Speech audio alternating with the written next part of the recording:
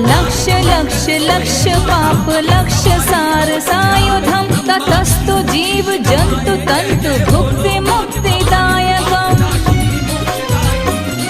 विरंचि विष्णु शंकर सखीय धाम वर्मदे त्वदीय पाद पंकजं नमामि देवी नर्मदे